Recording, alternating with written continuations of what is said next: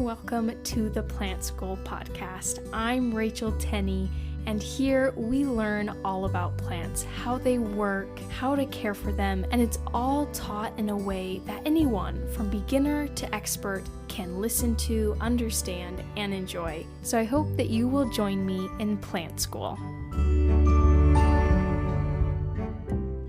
Hello and welcome to the Plant School podcast. I'm so excited for today's episode because today I'm going into a Reddit post where people answered the question of what is something that changed your houseplant game. And I'm really hoping that there is some good, helpful tips in here that we can discuss and learn from. And perhaps it will help change all of our houseplant games from the people in this community. Before I get into that post, I'm going to do the giveaway really quick. And if you remember in my last episode, unfortunately, Spotify got rid of their little Q&As. I was kind of in a jam because usually I take someone from Spotify who has answered the Q&A as well as someone from Apple Podcasts who has left a review, but I haven't been able to do that because they got rid of that Q&A option on Spotify. But I discovered that they still allow commenting. So if you are one of the people that listen on Spotify, and that's about half of my listeners here, so if you click on the episode as you're listening and scroll down just a tiny bit, it's right below the episode, there's a section that says comments, and you can leave a comment. That is how I'm going to be choosing a winner from Spotify from now on. So if you're listening on Spotify, I'm going to ask you the question verbally that you can respond to if you want, or you can just comment something. I won't be too stingy about if you answered the question or not, but I am interested to know. For all my Spotify listeners, please comment and let me know what is something that has changed your houseplant game, since that is the topic of today's episode. And so starting on my next episode, I will choose a winner from someone who has commented on this one. And I appreciate you guys being patient with me as I kind of had to tweak the giveaway as Spotify is changing things around. But I still am going to take someone from Apple Podcasts because that hasn't changed over there. So if you're listening on Apple Podcasts and you leave a review, I am choosing giveaway winners from over there as well. So today's winner on Apple Podcasts is Nurse Runner 14. They said, so much good information. I recently found this podcast and it is so helpful. Super informative, but also fun to listen to. Thank you so much, Nurse Runner 14. If that was you, email me at tenneyplants@gmail.com. TENNEY plants@gmail. And as a giveaway winner, you win a little package from Market Botany, and it comes with prop drops, which are a water propagation aid for all your water propagations. And then you also win a bottle of Leaf Shine. And if you want to check out their products, which I highly recommend, you can go to marketbotany.com, and when you check out, use the code Plant School Podcast. No caps, no spaces, just Plant School Podcast. And that will give you 10% off your order. And I am so thankful for them for sponsoring our giveaways. So thankful for you guys for being here. And again, if you want to win next week, if you're listening on Apple Podcasts, just leave a review.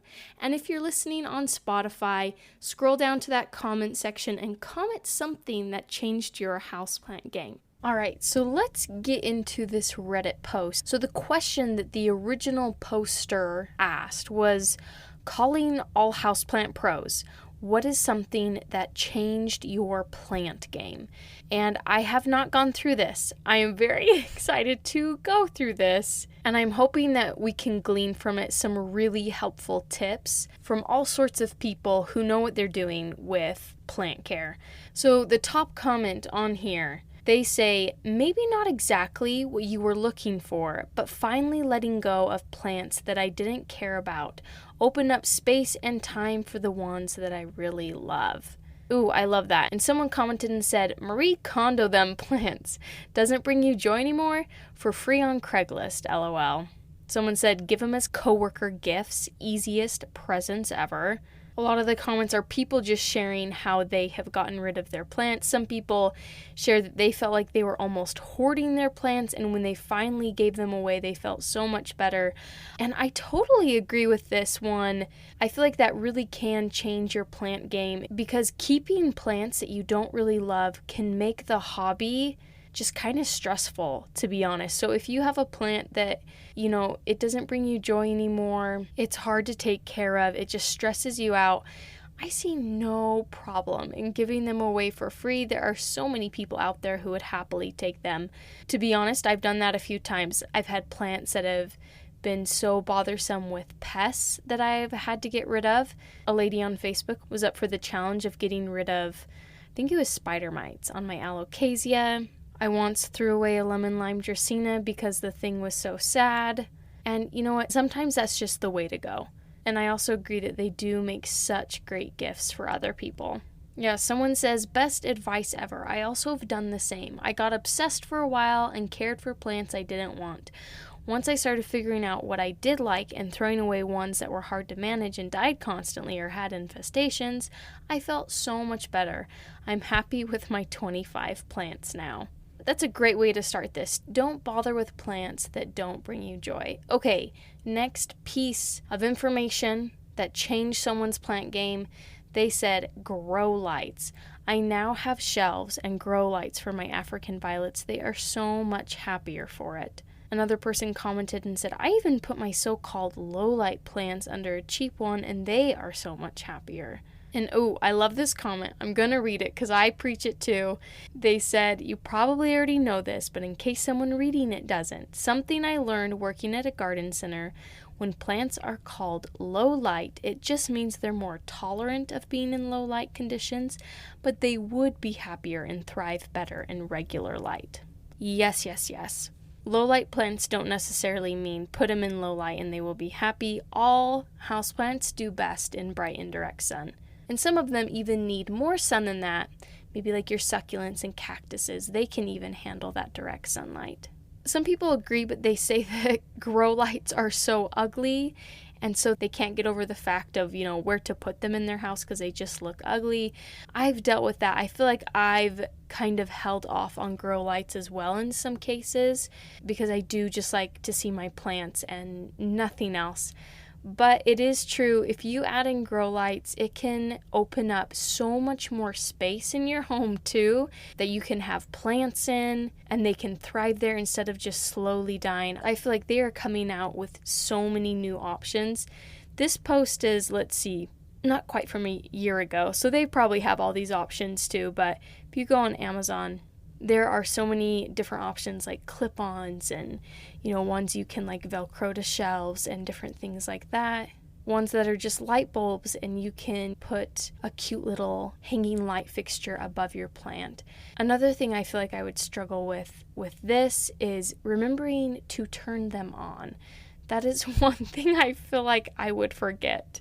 And some people agree with that. Someone said, my biggest problem is that I don't have enough free power outlets. Everything is in use or too far away. Gotta get those power strips so you can stick in multiple plugs.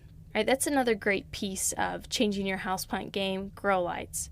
Next, this person said, mixing my own chunky growing medium instead of using plain soil.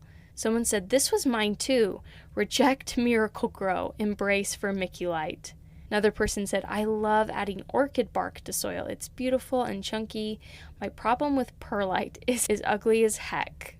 I have never considered vermiculite to be ugly, but yeah, when I've used it just white, it often grows algae and turns green. So I guess I can get behind that. I guess orchid bark is a better way to go in their opinion. Someone said, I like this. Someone else said there's nothing wrong with using a commercial mix as a base and amending it with ... amendments. Tweak the mix to suit the plants and your needs. And they go on to say, I usually start with a cactus succulent soil. For most tropicals, I'll add loose cocoa core and chunky perlite and call it a day. Bigger pots, I add normal mix and chunky perlite. Plants that do better in moist soil get more coconut core. Someone seconded starting with a cactus succulent soil. They said, I cannot recommend enough using cactus succulent soil as a base, especially beginning. It is a bit dry and really well draining, which most houseplants need. After that, I usually add in cocoa core, perlite, pumice, worm castings, orchid bark, or orchid mix. I'd say those are my top amendments, but it can be supplemented with regular mixes and more. I usually have a bucket of this mix, and I usually pour some out and adjust as necessary. This is interesting. I feel like I don't know too much about this because I am the kind of person that just sticks with using like the plain cactus succulent mix. I do recommend using that because it is really well draining, but I've never amended it with my own amendments.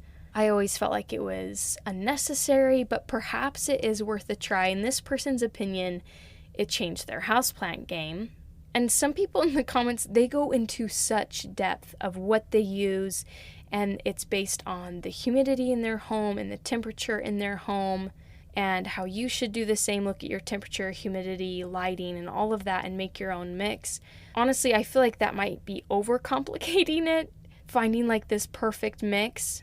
But I would definitely agree that using a cactus succulent soil mix as a base and then adding amendments, you can never go wrong. Actually, watch this video. This is slightly on a tangent, but it was Epic Gardening. I don't know if you guys have ever seen that YouTube channel. It's a huge YouTube channel, but they tested to see what type of bagged soil grows like vegetables best. And I was so surprised because they used so many brands that you may have heard of, like Fox Farms, and that's the only one I can think of, but so many different ones. And of course they tried Miracle Grow, and the one that did the best was Miracle Grow. And it probably is because Miracle Grow is very heavy in nitrogen, which gives the plant its greenness, allows it to grow. That's probably the biggest macronutrient that it needs. And so I feel like when it comes to outdoors, I don't think I would be super picky. I would just dump down Miracle Grow potting soil bedding mix into my garden. But when it comes to houseplants, I definitely do think there does need to be a little bit more thought there, because these houseplants are mostly from tropical regions that do need well-draining soil. And because their soils can so quickly get kind of stale, I feel like adding in those extra amendments, someone, mentioned they add worm castings. I feel like that can be a great slow release fertilizer. I feel like it's worth it for houseplants. Outdoor plants, not so much, in my opinion. All right, this is another piece of advice. Someone said change their houseplant game. So they said using fish tank water for my plants. Legit the best fertilizer, and it's free. They put little sparkles around free. Someone commented that their local Thai restaurant grows a lot of peppers next to the restaurant, and one of the owners brings buckets of river water for those peppers, and they look so good. So that's an example of, outdoor plants using river water. Some people mention how they even propagate their plants in their fish tank. I have to agree. It's fish poo. There are nutrients in fish poo. It's not a bad idea. If you have a fish tank, perhaps consider watering your plants with it. That is not a bad idea. And apparently it changed this person's houseplant game. All right, next one. Ooh, I like this one, especially with my podcast here. They said, what changed their houseplant game was understanding plant science. This way, you won't fall victim to the myths prevalent in online plant communities. Yes, I love this. This is what I feel like keeps my podcast going, is I see things and I'm like, is that true? I really want to know, and I really want to share it because I can't stand misinformation when it comes to science. It just kind of drives me crazy. And sorry, I'm going to keep going, but what really drives me crazy is those ridiculous plant videos where it's like those 5-minute hack videos where they just absolutely make no sense, but it's with plants. So they'll take a kiwi and open up a banana, take out the banana and stick the kiwi in the banana, sew up the banana with the kiwi inside, and just plant the banana in soil, and then it will grow into a plant and you have kiwi bananas. And I'm just like, this is ridiculous. This is an extreme example of misinformation, right? But every so often, I will get someone sending me one of those. There's always someone that is gullible enough, right, to believe in. They'll send it to me like, is this true? Does this work? And it's like, no, I'm so sorry, but that is completely false. And I'm so sorry you thought it was real. Yeah, someone commented and said not listening to plant influencers anymore and instead using sites.edu was going to be my piece of advice that changed my houseplant game. My first years of having plants were a miserable rash of miracle products and practices that were killing my plants. Now the care is so much simpler and they're all thriving. Yeah, I love that. Go to plantsthatinn.edu. I love going to my state extension site. So I live in Utah, so I go to the Utah State Extension, and that applies to any state in the United States. For those of you out of the US, I am not sure. You have to have some university by you that is putting out information, I hope. But every state in the United States has what's called a land grant university. I'm like pulling this knowledge from my days in high school when I interacted with FFA, Future Farmers of America. And so land grant schools, every state got one. Some of them have multiple land grant schools. And these now universities, they have information for all the agricultural studies in your state. So for Utah, it's Utah State University. For like Tennessee, it's University of Tennessee. I think Tennessee State University is also a land grant school, etc. And they are constantly pumping out such useful information that is localized to you. And I love going to those websites to get information. And they even put out information about houseplant care. It's not just outdoor plant care. They also do indoor plant care as well. And it is so helpful. I guess for the indoor houseplant care, you could go to any agricultural university's website and find great information. But when it comes to outdoor plants, definitely try and stick with your state so you get more localized information. And then some people even shared their favorite websites that they use. Oh man, they shared a lot of them. Oklahoma State, Carolina State Extension has great pages, they said. Yukon has great pages. And they give a few other ones, but they end with, in general though, I use a bunch of different sources and favorite the ones that I find have helped me. I find it really interesting to search .edu sites for production guides / studies on specific plants, and then ask myself, how can I reasonably replicate this in my apartment? That's genius. I know a lot of people may not have the desire or stamina to go and do a lot of this research. And that is why I created Plant School Podcast, to kind of help it be more digestible for the average person who doesn't want to go and look into every study and find out this information. Instead, I do it for you. I give it to you in a way that's very digestible. And my goal is to give you accurate information. I have had a few times where people have reached out and kindly, corrected me on a few minor things here and there. And it's been so helpful. I've implemented that into future episodes and have learned from there. So I definitely second this, and hopefully this podcast can kind of help you with that. Oh, and someone asked, from these reputable websites, do you have any favorite mythbusters you'd like to share? I'm interested in this. They share a few of them. So they said, Ficus lyrata, which is your fiddle leaf figs, prefer bright and direct light. That's a myth. They don't. They love being blasted with full sun all day long. They just need to adapt to it after having been grown in greenhouses.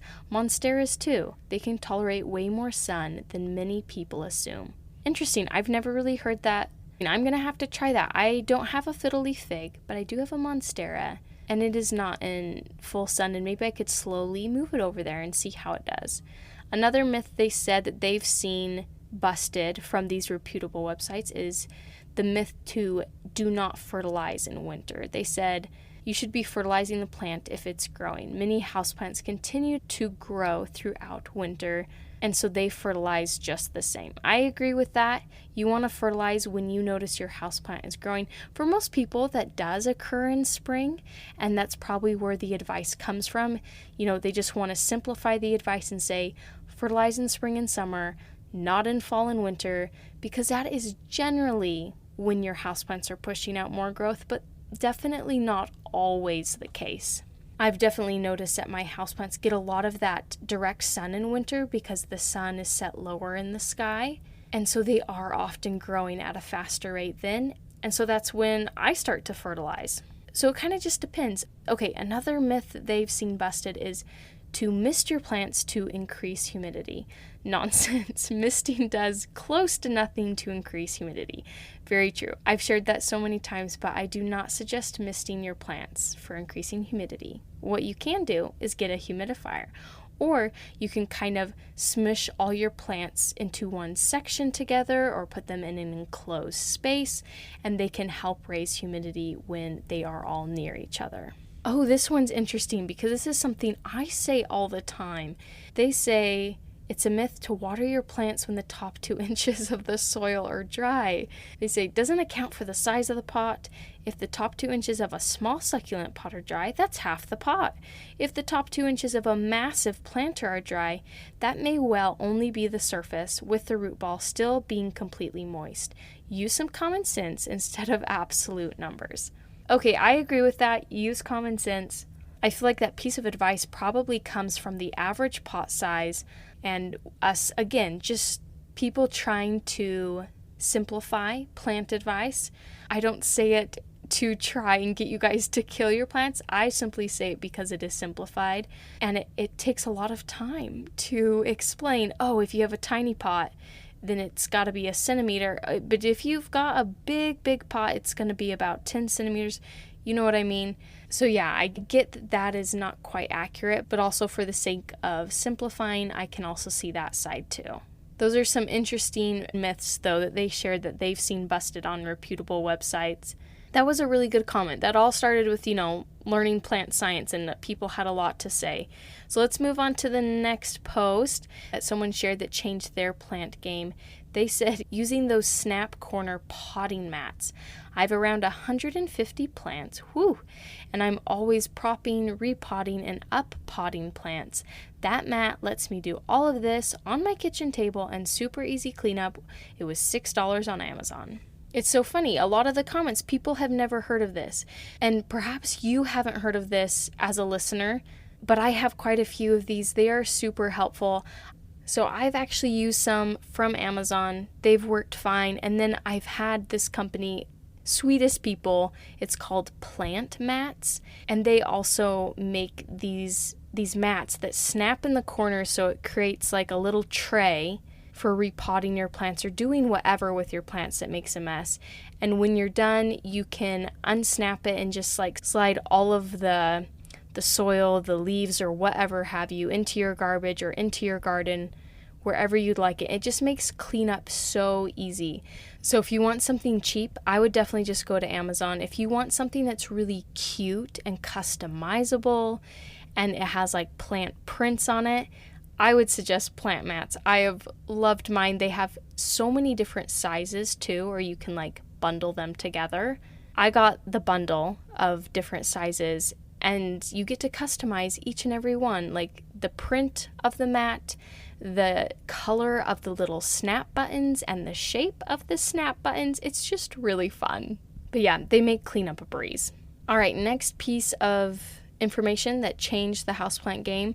This person, it's a little bit of overlap, but they said bottom watering and using grow lights. It has changed me as a plant mom. I understand them much better now. And someone commented and said bottom watering 100%. And someone commented under that, they said, I just asked about bottom watering on here and was essentially told it was ridiculous. The person commented back and said that it works for their plants, but perhaps not everyone. But just the way they have it set up, it keeps their fungus gnats away and their succulents aren't rotting anymore. So I think it just kind of depends on your preference and what type of plants you have. For me, I am not a huge fan of bottom watering. Why? Because this is like my logic of just, science here of rain falls from the sky in their native habitat and the water travels downward. And so why would I be sticking them in a pot of water to soak up that water when that is not what naturally happens to them? I know that probably sounds silly, but that's just like the logic in my head. Plus, if you have had too much fertilizer in your pot, top watering can help wash away excess nutrients and keep them healthy that way. But I will say, I do love bottom watering when I have soil that is so dry and clumped up together. I will break it up with a chopstick or a pencil or something, and then I bottom water and it really helps that soil that is so clumped together kind of loosen up over time. So I do love it for that. Otherwise, it's not my favorite. It's very satisfying to watch. But anyways, it just depends on the person. I don't think there's like a 100% right way and a wrong way. All right, next comment. They said watering globes. That is something that changed their houseplant game. They said, I have cyclical depression and every so often can't get the motivation to continue to care for my plants. This period can last months, and so one of the best things for me has been watering globes. It's much more manageable for me to just fill a little globe in the sink versus picking up my entire plant, carrying it over to the sink, and watering it there. I have some big plants. I love that. I think finding those things that make your life easier as a plant parent, depending on your situation, is totally worth it. And they also went on to say that they love slow release fertilizer. They said, instead of having to water my plants with fertilizer all of the time, I just throw some slow release into the soil every 3 to 4 months and call it good. And someone commented, said that they second the slow release fertilizer and how amazing it is. I would also toot the horn of slow release fertilizer. It actually can be more beneficial to plants. And yeah, it is less work for you. The only thing is it is a bit more costly. And so that can be a turnoff to people where they just want to buy the liquid fertilizers that are instantly released into their pot rather than the slow release. So it just comes down to preference for that.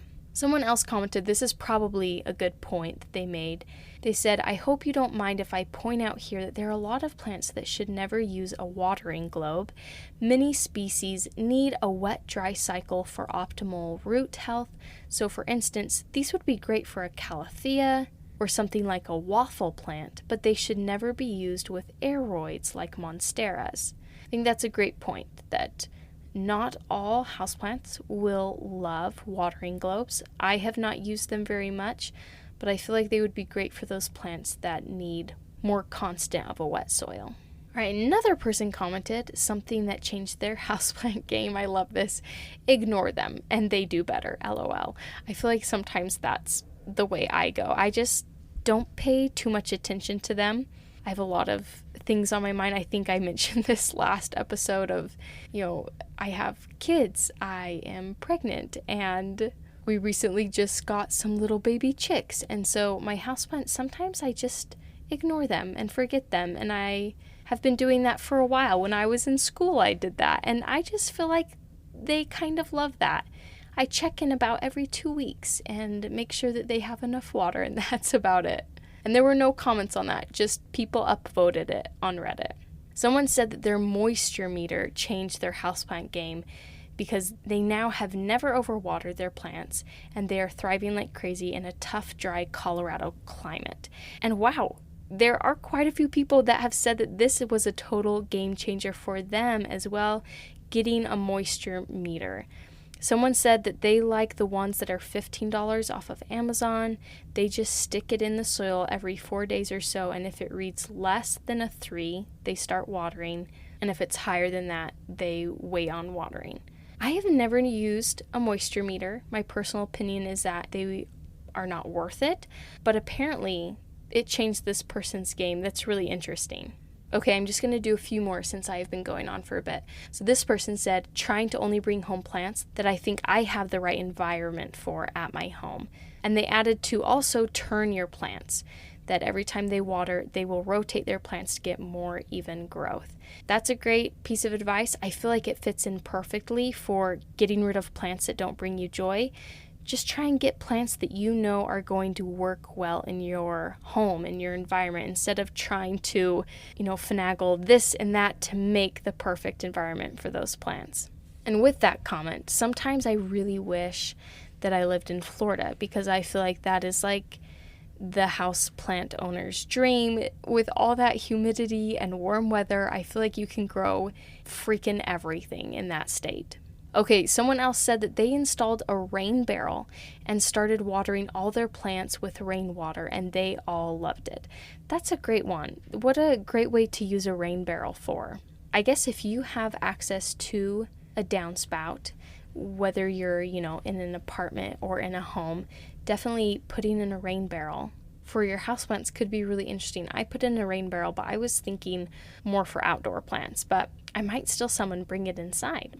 All right, another commenter said, what changed their houseplant game was not overthinking things, giving them space so the plants can do their thing. Plants are simple beings who need water, air, and light. Dirt is optional. They didn't evolve to have some two-legged mammal fussing over them all the time. I love that. What a wonderful way to put it. And I think that goes along with the comment of just ignore them and they will do their best. All right, and the last one that I'll share, someone said that what changed their houseplant game was getting a watering can with a tiny, long, narrow spout that can really get in there into the back of the pot and water just the soil on my absurd amount of plants that are shoved into inconvenient and difficult to reach spaces. I agree with that one. I have a watering can with a long, narrow spout, and it is incredibly useful, because I don't always feel like pulling my plants down off of the shelf. I would rather just reach and kind of shimmy my way into those awkward areas, and having that watering can has been great. All right, I hope you guys learned something. I definitely learned a few things going through that. Might have to try out some new things like getting a moisture meter, trying out some rainwater. Maybe I need to revisit bottom watering. I don't know about that one. But I feel like there was a lot of great advice in there from a lot of people who are in this community and know their houseplants as well.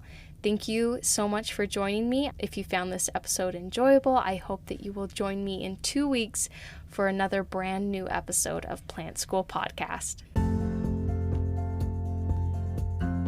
Thank you so much for being here and for listening to the Plant School Podcast. I hope that you will join me for our next episode. And if you would like to support this podcast and keep it going, there's a link down in the show notes of this episode where you can donate to this podcast, and I really appreciate all that help. Or you can go to my merch store, which is also linked in the notes of this episode, and you can find some really cool plant-related shirts and stickers. And if you want to support the podcast but spend no money, feel free to share it with a friend, leave a review. All these things greatly help me out and allow me to keep doing this. Again, thank you so much for listening and for being here at the Plant School Podcast.